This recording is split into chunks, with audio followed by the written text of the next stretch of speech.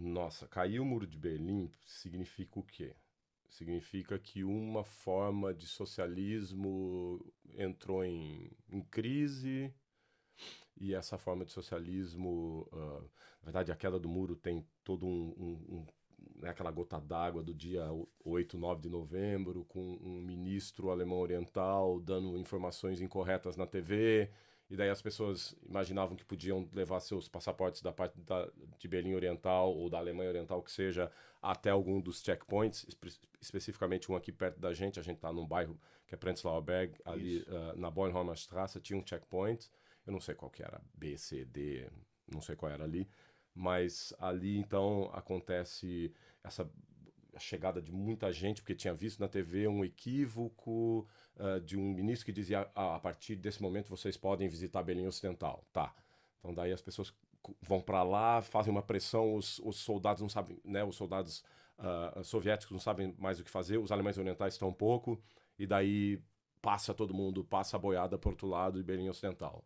Tá, isso né, aquele momento, aquela informação equivocada é a gota d'água para a queda do muro. Daí só que você tem todo um contexto dos anos 80, que é glasnost, abertura política na União Soviética, que vai, obviamente refletir aqui. Também abertura econômica, que daí já é reforma que leva ao fim daquilo que era uma sociedade baseada num Estado muito forte, né? Obviamente estou me referindo a um Estado socialista cujos meios de produção estão nas suas mãos. E então, bom, aquilo caiu em 89 e daí, obviamente, a gente tem o lado da Alemanha Oriental que vai levar muito tempo para se inserir num contexto que era uma Alemanha Ocidental riquíssima. Em 89, a Alemanha Ocidental, né, ou seja, com capital em Bonn, ainda não pensamos na parte leste da Alemanha. Era a terceira economia do mundo, né? E até hoje existem diferenças entre essas duas Alemanhas, primeira coisa. Então o Muro de Berlim não caiu em certa medida. Na verdade, o socialismo, aquele socialismo ruiu, sem dúvida. As ideias do socialismo continuam vivas, embora bastante agora oprimidas por um capitalismo que toma o planeta todo. Não existe uma opção ou uma outra via que não seja a do neoliberalismo, talvez a China, não sei. Então, nesse sentido, o socialismo meio que se apagou, talvez está começando a surgir de novo, inclusive por causa das redes sociais.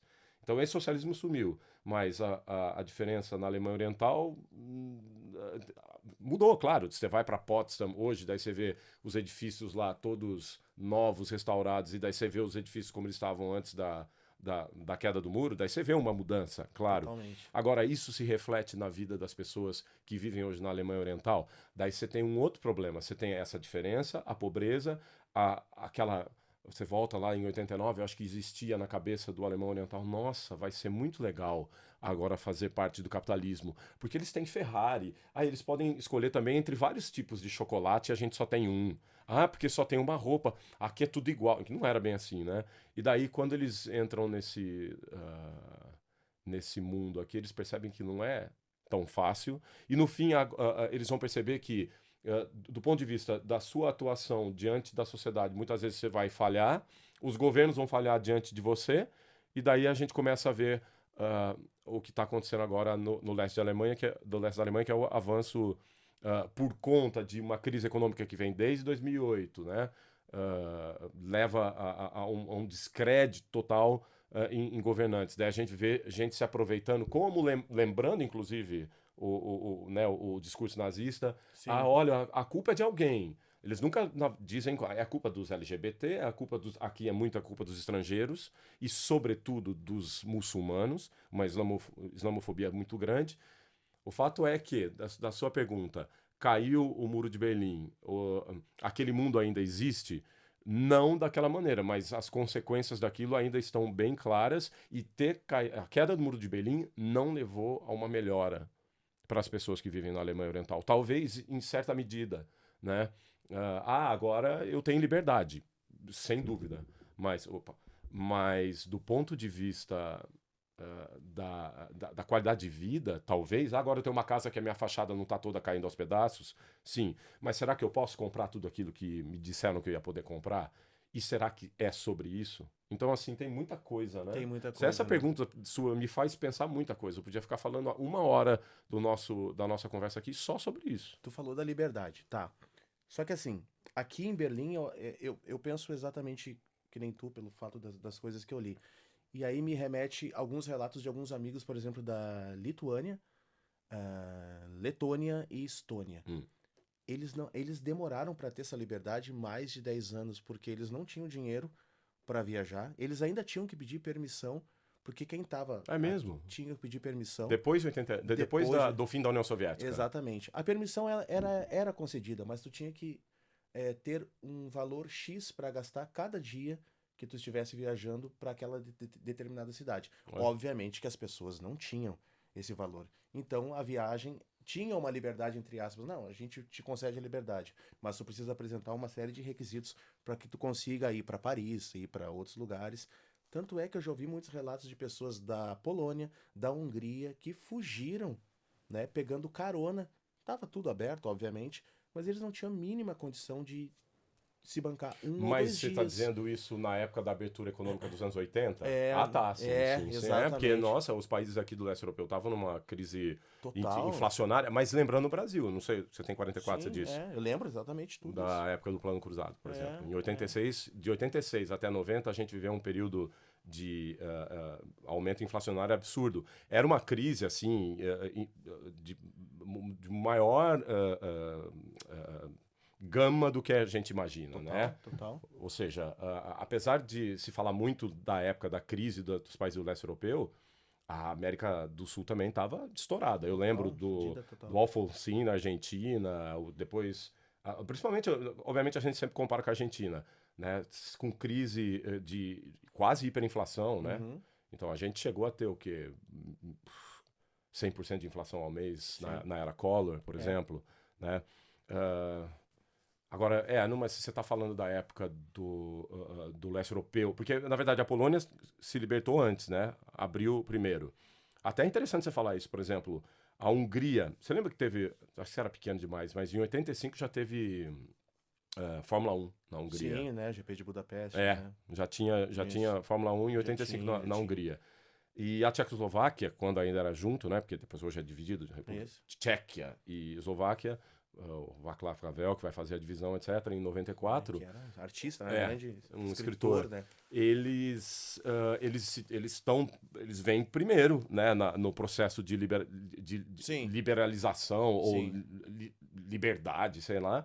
E daí, inclusive, comparando com o que acontecia naquele momento, como os alemães tentavam fugir, eles tentavam fugir pela República Tcheca, né? E daí depois os alemães tiveram que fechar a fronteira também, por exemplo, de Dresden com Praga.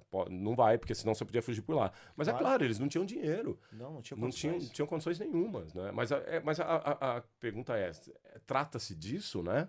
Era isso que eles queriam?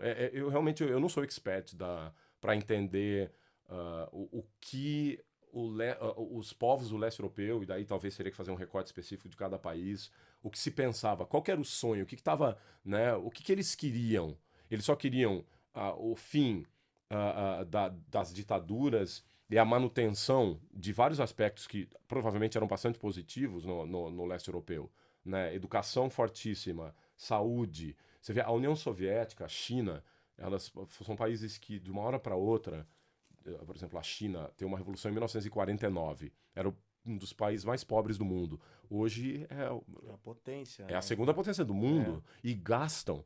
Tá todo mundo falando de austeridade. A gente tá vivendo aqui na Alemanha, só se fala de austeridade econômica porque o país está em crise, não sei o quê. E crise na Alemanha, né, é um país muito potente, né? Então, assim, com muita potência, né, para se defender. Obviamente, talvez tenha uma crise em vista, mas eu acho que eles sabem se defender disso, né, porque está na ponta do sistema.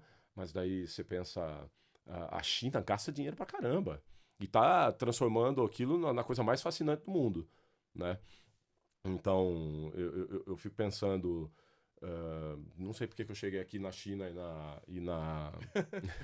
Não, mas é que vai levando, né? O assunto vai levando. O assunto vai levando. Por que eu falei da China?